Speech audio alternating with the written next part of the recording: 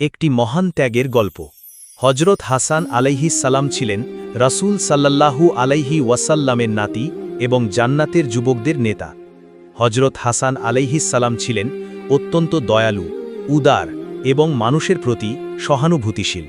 তার জীবনের একটি ঘটনা থেকে আমরা তার মহান ত্যাগের পরিচয় পাই। একদিন হজরত হাসান আলাইহিস সালাম দেখতে পেলেন তার বাগানের এক কর্মচারী রুটি খাচ্ছে। সে রুটির একটি অংশ নিজের জন্য রাখছে এবং অন্য একটি অংশ তার সামনে বসে থাকা একটি কুকুরকে দিচ্ছে।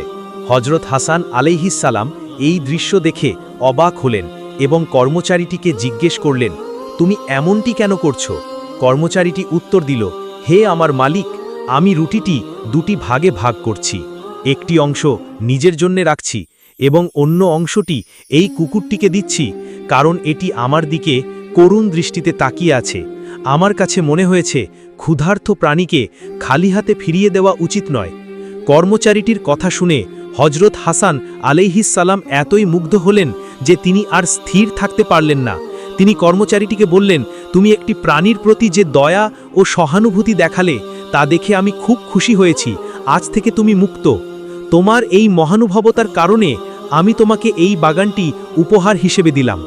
হজরত হাসান আলাইহিস সালামের এই উদারতা এবং মহান ত্যাগের ঘটনা থেকে আমরা শিখতে পারি যে তিনি শুধু মানুষের প্রতিই নয়, বরং প্রাণীর প্রতিও কতটা দয়ালু ছিলেন।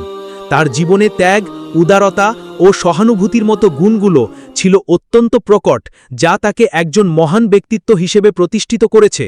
ভিডিওটি ভালো লাগলে লাইক, কমেন্ট, শেয়ার, সাবস্ক্রাইব করে দিবেন। আল্লাহ হাফেজ।